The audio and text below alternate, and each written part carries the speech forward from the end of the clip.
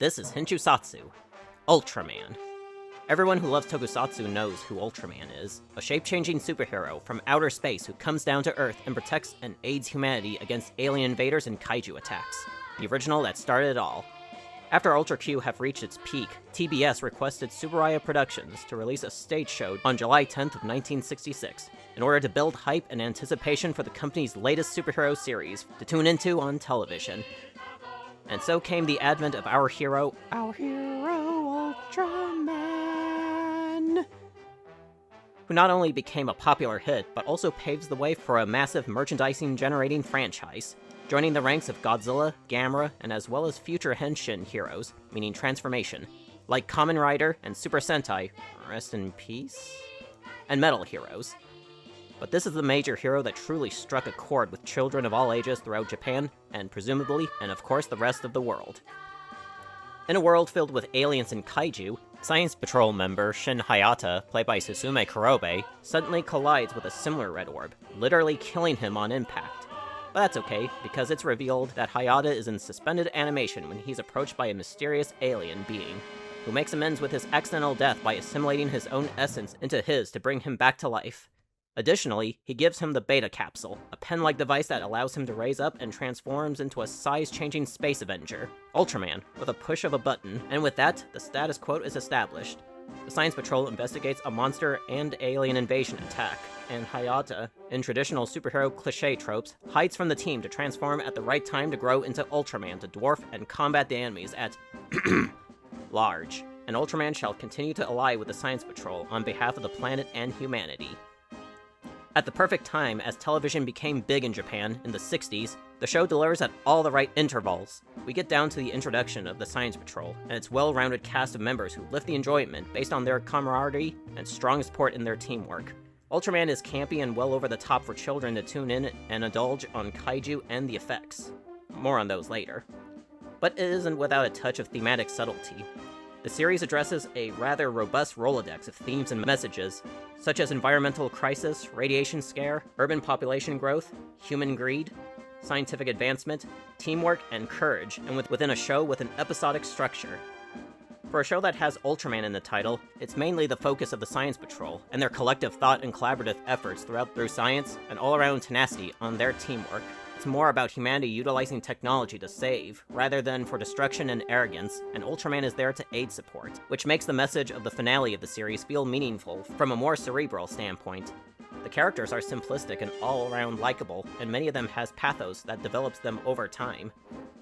Muramatsu is the stern, yet patient captain of the Japanese branch of the Science Patrol, and always stays calm and collective as he leads his crew against greater odds.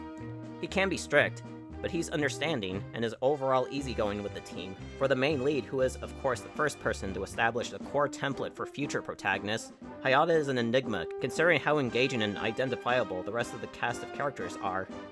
Sure, he has a strong sense of responsibility and justice, but nothing noteworthy. But whatever the case, actor Susumu Kurobe sells at the character's humble disposition. Sandayu Dokumamushi plays Arashi, the team's short-tempered professional sharpshooter who's overly confident with the weaponry at the Science Patrol's arsenal, to the point where his feelings of pride and abrasiveness becomes his downfall at times. Played by the late Masanari Nihei, Ide is the team's scientist and weapons inventor, and he's honestly the best character of the show, serving as a comic relief, getting into some of the show's hilarious slapstick highlights. Every scene he's in, he steals the show with his bumbling charm.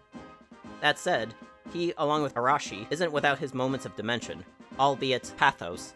When Ultraman first appears to assist the team, we begin to see many episodes that slowly showcase sympathy involving self-doubt and worthlessness. Then over time, by the end of the series, his lack of focus is noticeable due to Ultraman's victory against the many threats. It's only until he and Hayata witness the sacrifice of Pigmon against the revived Dorako, and that he begins to see the truth that not everyone, not even a Science Patrol member, should always rely on Ultraman's help, and Ide overcomes his insecurities. He's my favorite character in the whole series. Returning from Ultra Q, Hiroko Sakurai plays Science Patrol member Fuji, the only female member cemented to the primary Japanese branch, who doesn't come off as the damsel in distress type in contrast to many of the strong female characters in other tokusatsu media before it. Fuji has a no-nonsense and isn't always stuck in the office, answering calls and serving coffee. Sakura portrays the character with a tenacity and competence, which is practically eerie to her role of her character from Ultra Q, Yuri. She has very little episodes of her in the starring role, and nothing else that influences her role in the show. Hoshino is given a spirited audacity by Aki Suzawa. He's made lovable and not given typical annoyance quite common with other kaiju media surrounding kids. He has a friendly disposition with the members, especially with his brother and sister-like bond with Fuji, who is often present with him in many episodes. He even becomes a Science Patrol member, too. Unfortunately for Hoshino, he makes his last appearance in the 25th episode, the mysterious comet Sufyan. Personally, I think it feels insulting that he never gets at least one mention about where he's at. It's a shame, given how prominent of a main character he is, and never gives farewell for Ultraman in the last episode. The one character that rounds out the cast is Professor Iwamoto, played by Akihiko Sarazawa Mifune, the Prime Minister of the Chief of Police straight from the Red Baboon, Hirata, who is a reoccurring character and an ally to the Science Patrol, who provides scientific expositions and solutions to the kaiju and alien problem. Ultraman is instantly an icon from his conceptual and thematic meaning, brought to life by the returning kaiju and alien artist returning from Ultra Q, Toll Narita, as well as stunt actor Ben Furuya, exhibiting a combination of unworldly and dynamic essence. Ultraman comes packed with some of the most crazy and badass powers that became a staple and really escalates the watchability and appeal of the show. You think with these abilities, this could make fighting kaiju and Seijin a cakewalk. Wrong.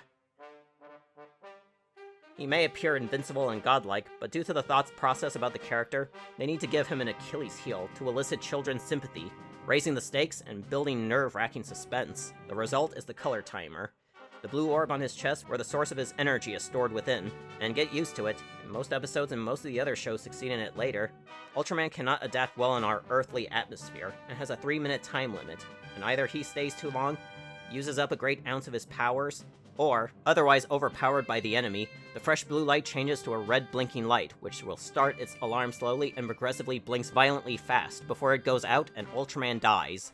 Really? So really, his weakness to Earth's atmosphere is like the Martians from War of the Worlds? When the series started, Ultraman's personality has quite a snafu. At first, when we see him interact with Hayata, he laughs rather sinisterly as Hayata expresses his concern about Ultraman's decision of merging his essence to him to bring him back, and the mood is rather eerie and foreboding. He does the things you expect from a superhero and saves the day at the end, but then suddenly, he acts so childish. He nonchalantly partakes in a clay pigeon-type shooting contest with Gyrus while mocking the frilled beast's halitosis, and playfully piggyback rides on Dodongo later. And I've seen Ultraman do this. Eventually, after those, the series would eventually give him a more definitive personality, more stoic, patient, reasoning, and even brutally strict when he needs to be, which overall embodies the punctual image of hope.